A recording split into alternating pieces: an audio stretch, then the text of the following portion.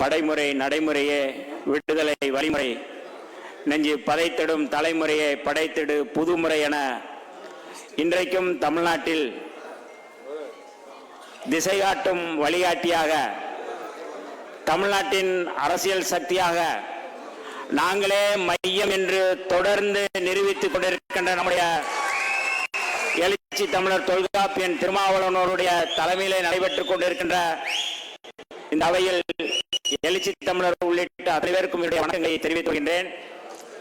கடந்த ஜனவரி 29ஆம் தேதி கரும்புலி முத்துக்குமார் அவர்களுடைய நினைவு நாள். குளத்தூரில் நடைபெற்ற அந்த நினைவு நாளில் நம்முடைய மகத்தான தலைவர் எழுச்சி தமிழர் அவர்கள் தமிழ் தேசிய எழுச்சி மாநாடு விடுதலை சிறுத்தைகளின் சார்பில் நடைபெறும் மே 17 அன்று அந்த மாநாடு நடைபெறும் என்று அறிவிப்பு செய்தார்கள். ஆனால் இடையிலே தேர்தல் வந்ததால் தேர்தல் நேரத்தில் நடத்த முடியாது என்று சொல்லி தலைவர் அவர்கள் ஆகஸ்ட் 17 நடத்துவதாக தமிழ் தேசிய எழுச்சி மாநாட்டை அறிவித்திருக்கிறார்கள். அதற்கு முன்னைய ஏற்பாடுகளாக ஒரு வரலாற்று சிறப்புமிக்க மாநாடு, தமிழ் தேசிய எழுச்சி மாநாடு. அந்த மாநாட்டில் தமிழ்நாட்டில் இருக்கின்ற இளைஞர்களை எப்படியெல்லாம் வழிநடத்த வேண்டும், இன்றைக்கு சாதியவாதிகளாக மதவாதிகளாக மத வெறுப்பை சாதிய வெறுப்பை இன்றைக்கு கக்கி கொண்டிருக்கின்ற அந்த சனாதன கும்பலுக்கு மாற்றாக நம்முடைய இளைஞர்களை, தமிழ்நாட்டு இளைஞர்களை தமிழ் தேசிய களத்திலே தொடர்ந்து கால் நூற்றாண்டுக்கு மேலாக நம்மை ஒருங்கிணைத்துக் கொண்டிருக்கின்ற, அரசியல் படுத்திக் கொண்டிருக்கின்ற நம்முடைய மகத்தான தலைவர் இன்றைக்கு இம்மாதிரியான முன்னேற்பாடு கூட்டங்களை நடத்தி வருகிறார்கள்.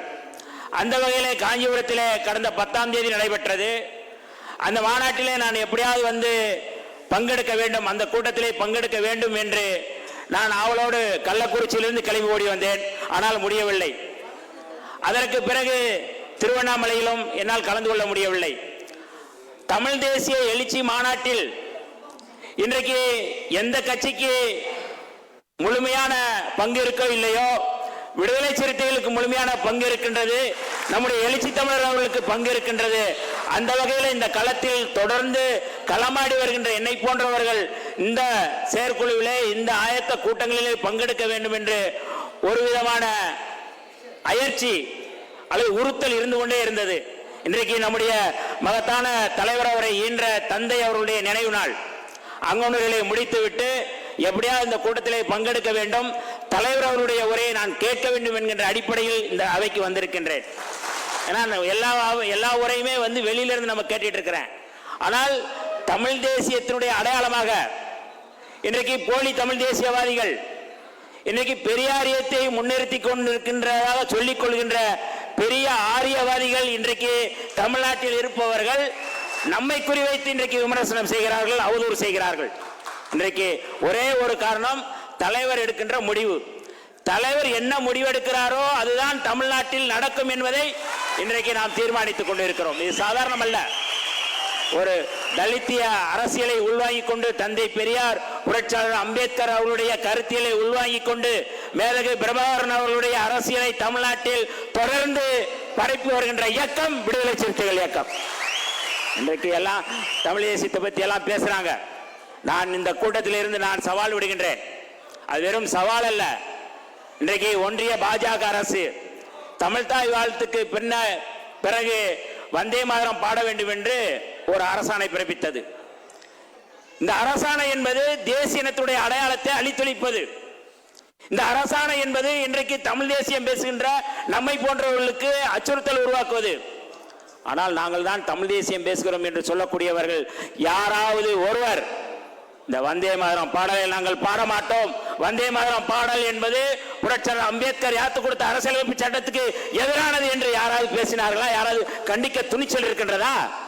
விடுதலை சிறுத்தைகள், நம்முடைய தலைவர் எழுச்சி தமிழர் அவர்கள் மட்டும்தான் நாங்கள் வந்தே மாதரம் பாட முடியாது, வந்தே மாதரம் எங்களுக்கு ஏற்புடையதல்ல, முற்றிலுமாக இது மாநில உரிமைகளுக்கு எதிரானது, தேசிய இனத்தினுடைய அடையாளத்துக்கு எதிரானது என்று வெளிப்படையாக அறிக்கை கொடுத்து கண்டித்தவர் நம்முடைய தலைவர் எழுச்சி தமிழர் அவர்கள். ஏன் இதை இங்கே சொல்கிறோம் என்றால், இன்றைக்கு பாரதிய ஜனதா எதிர்ப்பு, RSS எதிர்ப்பு, சங் பரிவார கும்பல்களை நாம் எதிர்க்கிறோம் என்றால் வெறுமனே மதவாதத்தினுடைய தொடர்புடையதல்ல. அது தேசிய இனத்தினுடைய உரிமையை நிலைநாட்டுவது. இன்றைக்கு ஒரே நாடு ஒரே மொழி என்பதை முன்னிறுத்த முயற்சி செய்கிறார்கள்.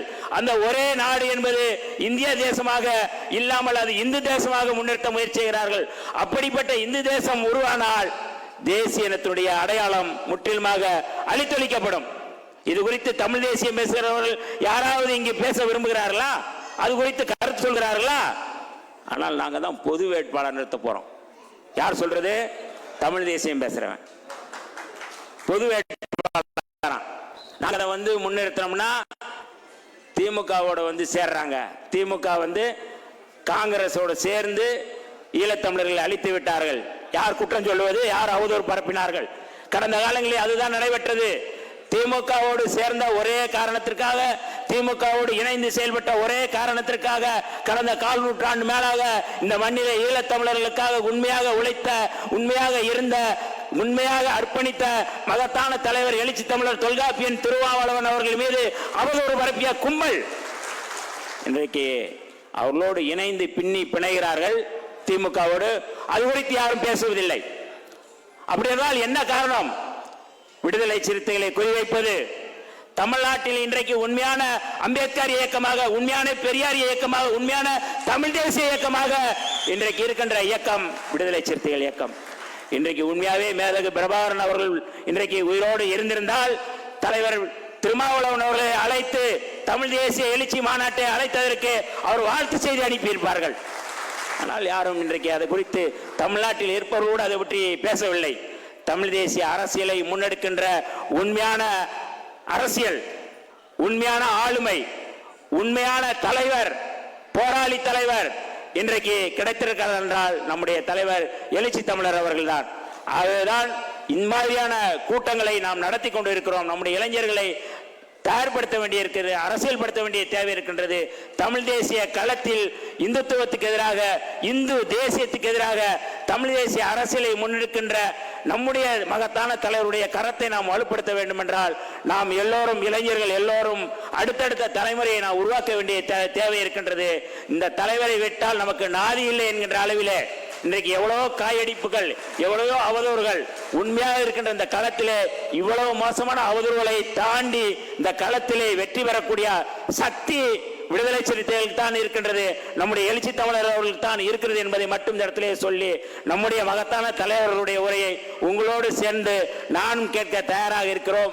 நாம் தலைவர் அவர்களுக்கு பேசுவதற்கு வழிவிட்டு விடைபெறுகிறேன். நன்றி, வணக்கம்.